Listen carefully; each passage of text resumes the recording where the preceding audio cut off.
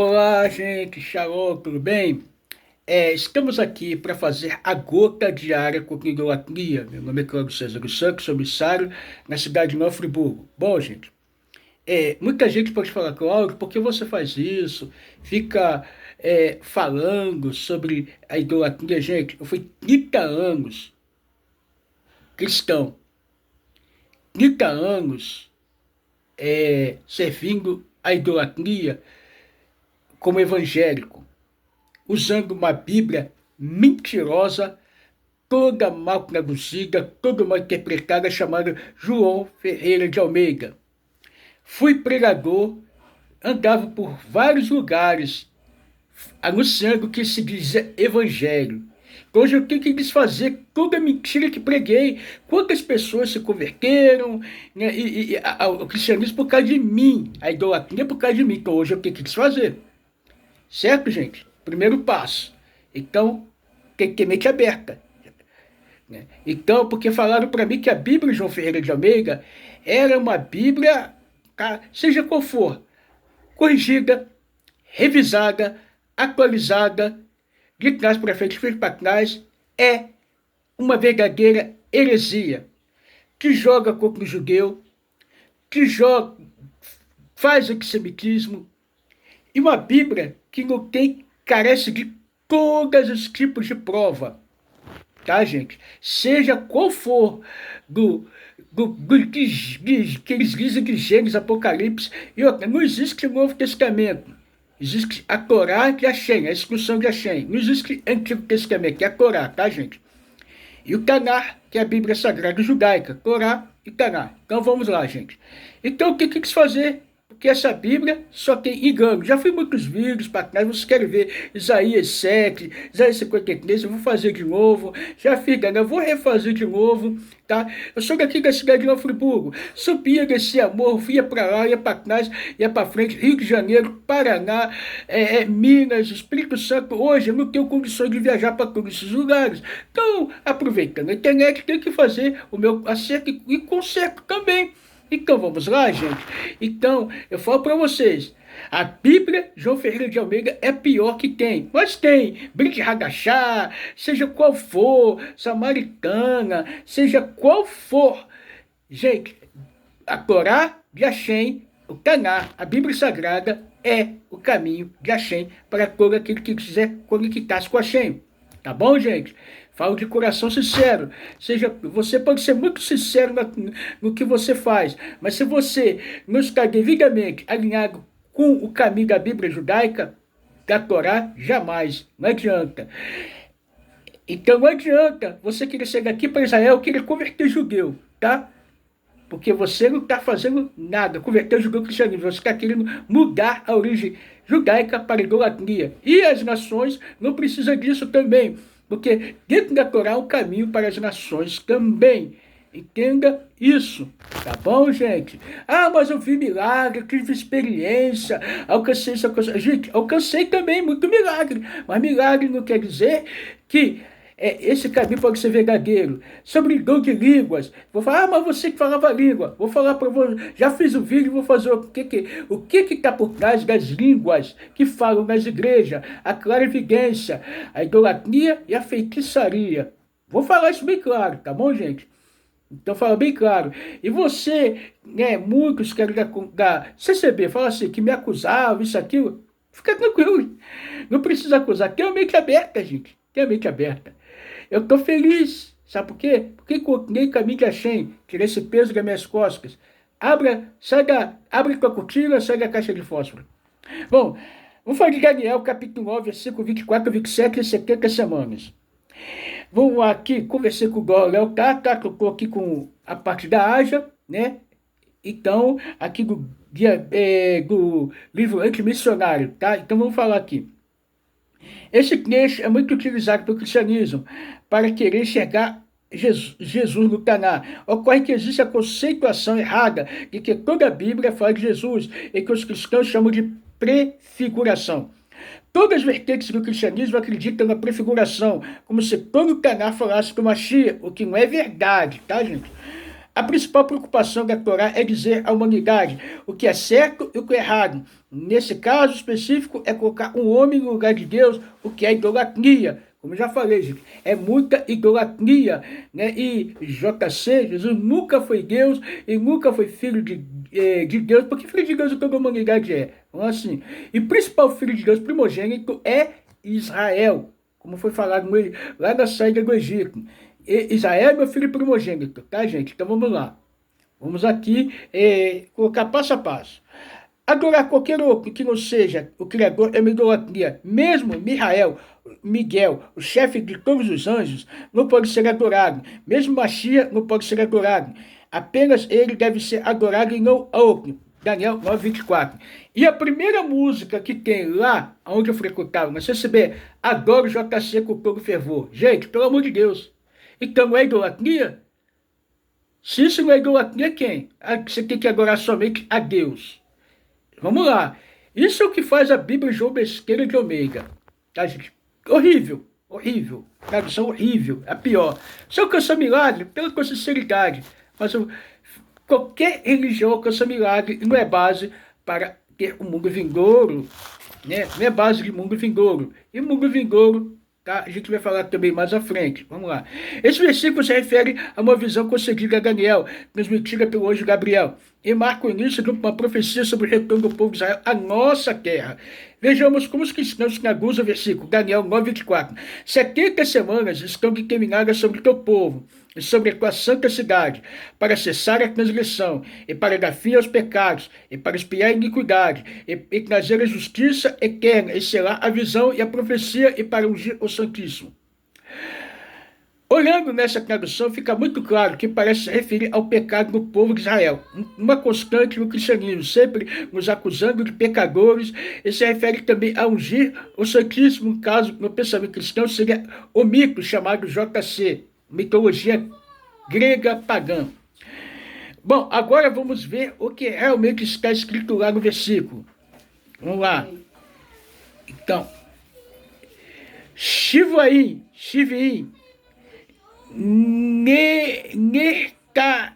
Nertad al Amerra, Vial Ir, Kocheha, Le Hale, Apchá, Apê, Avon, Le Avi, Pseguec, Olamim, Velaton, Razão,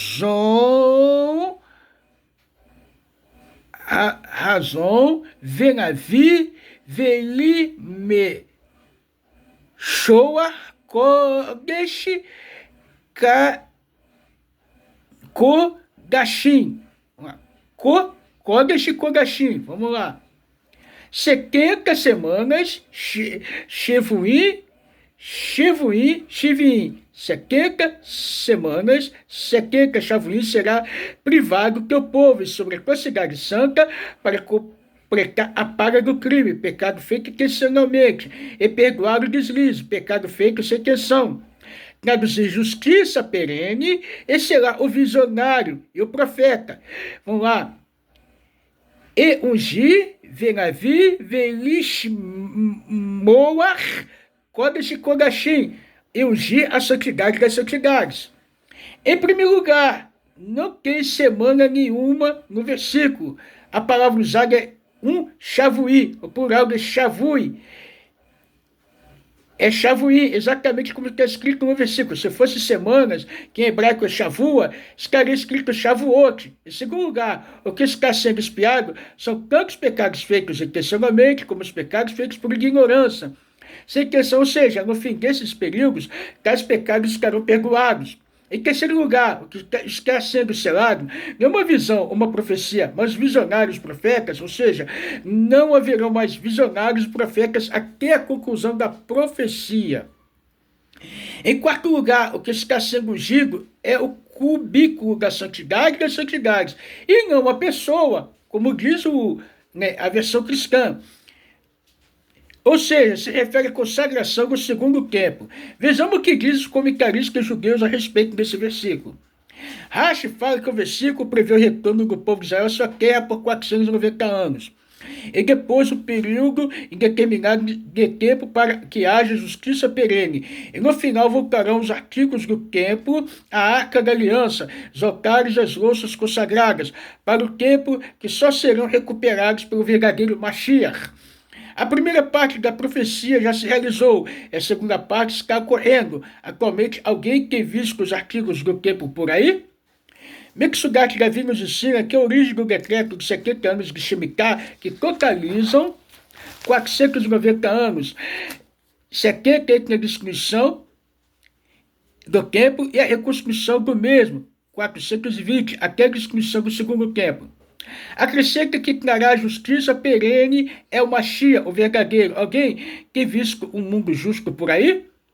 Ele nos esclarece também dos motivos de não haverem mais profetas. É que todas as profecias e de todos os profetas precisam se cumprir primeiro, e que a santidade das santidades será um lugar que gozará de grande respeito. Daniel 9,25. Vejamos como os cristãos traduzem o versículo. Daniel 9,25.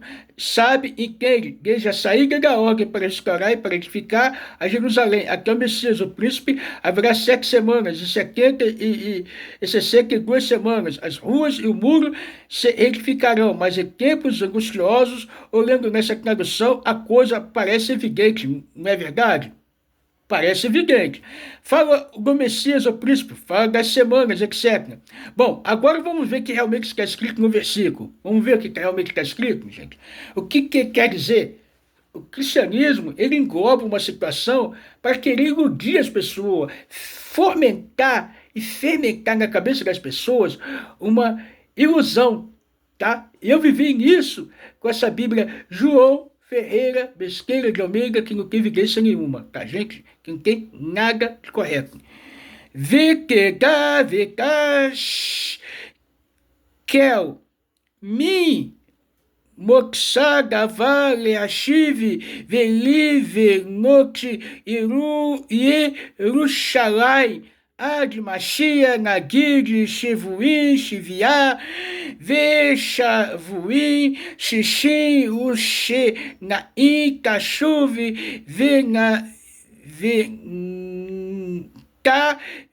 Verov Verharux Uve Sok Avikim. E saiba e pense, desde quando saiu a palavra para voltar a construir Jerusalém, até o Mashiach Nagid, 7 Shavuim, e 62 Shavuim, voltará e será construída a rua e o arrimo, em uma época problemática. Em primeiro lugar, não existe a palavra ordem no texto. Ninguém ordenou nada. Não existe essa ordem, tá? Ninguém ordenou nada. Em segundo lugar, na versão cristã, não está mencionado o retorno do povo a Jerusalém, com o objetivo de direcionar o início do cálculo do evento para outra data. Que data seria esta? Bom, pergunte isso dos missionários cristãos. Em terceiro lugar, a expressão presente Mashiach Nagid, erroneamente, de modo intencional, traduzido como Messias o Príncipe. Errado. Foi intencionalmente. Hoje, essa Bíblia de João Ferreira de Almeida. Por favor, gente, vamos parar. O Almeidinha só pisou na bola. E outra coisa, o homem que tentou ser padre, né, não conseguiu, foi para, virou protestante, um pastor protestante, e ainda vocês de outro lugar dizem que não tem padre, não tem pastor, é isso, é aquilo, e usa essa Bíblia, então vocês estão totalmente até fora de contexto que vocês fazem, né? Vamos lá. O que aquele, vamos lá, parece tratar do Messias, aquele que qual guardamos, mas, no entanto, Mashiach Nagid é literalmente ungido e encarregado, um governante secundário, um governador, alguém que governa submisso a outra pessoa, mais importante do que ele. Em quarto lugar, não existe muro nenhum citado no versículo. Muro é cótel. A palavra usada é harux, arrimo. A tradução como muro parece intencionalmente se adequar a um conceito cristão desconhecido para mim, para nós. Vejamos o que os comentaristas judeus querem falar a respeito. Acha explica que o motivo da diáspora são os anos de Shemitah, obedecidos pelo povo, e explica que foi esclarecido a Daniel o recálculo dos anos no início da época da a tribulação. Mashiach Nagig citado é Ciro 2, que é chamado de ungido, em Isaías 45:1. O Mexudá de Davi faz exatamente o mesmo comentário de Rashi, com contas matemáticas para provar que foi dito antes, Daniel 9:26. Vejamos como os cristãos traduzem o versículo, Daniel 9:26. Depois das 72 semanas será cortado o Messias, mas não para si mesmo, e o povo no príncipe que adivinha destruirá a cidade santuário. Seu fim será como a inundação, e até o fim haverá guerra, estão determinadas as suas ações. Olhando a partir dessa tradução dos cristãos, tá, gente? Vamos lá. As coisas parecem o seguinte: depois das 62 semanas, o Messias será cortado, mas não para si mesmo. Parece uma clara ilusão de que o Messias seria morto e que sofreria por outros, e com isso se enxerga Jesus na parada. Eles infiltraram aqui que o Messias será morto, colocaria JC, o Jesus na parada aqui, né? Eles queriam criar, inventar alguém ungido como Deus, né, gente? Vamos lá. E Deus morrer é brincadeira, né? E depois disso seria destruído o templo, viria a guerra com Roma e a diáspora. Vejamos o que realmente está no versículo. Vê a Harei, a Shavuí, Xixim, o Xinaí, e Karek, Mashiach, Ve'em, Lo, Ve'a Ir, Ve'a Kodesh, Yashmihik, Nagig, Abba, Vikix,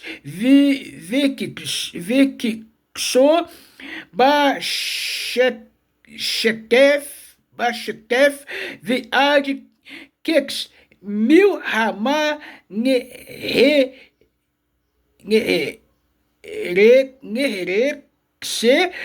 Shomemot. E depois dos 62 Shavuim será cortado o Mashiach, e não terá mais ele, e a cidade e as santidades serão destruídas. Um povo governante estrangeiro virá como órgãos de uma inundação, e até o fim guerra estão determinadas a destruição. O versículo não cita semanas, e sim Shavuim, que são períodos de Shemitah 7 anos. O versículo fala de uma Mashiach qualquer e não de uma Mashiach que esperamos. O versículo não fala que ele sofrerá por outros, sim que não haverá mais governantes. O versículo fala que a cidade e o templo serão destruídos na mesma época em que foi removido o governante. O versículo fala de um povo estrangeiro vindo como uma inundação, e não que haveria inundação. O versículo fala que após a destruição da cidade estão decretadas as destruições. Só aí já se vê que existe uma enorme diferença de entendimento desse versículo para judeus e para cristãos, uma vez que a tradução deles nada tem a ver realmente com o que está realmente escrito no versículo. Vejamos o que os comentaristas judeus querem dizer no versículo. Rashi nos explica que o Mashiach citado em Daniel 9:26 não é o Mashiach Nagig citado em Daniel 9:25. Tá, vamos separar o Mashiach de Daniel 9:26 e o de 9:25. Vamos separar.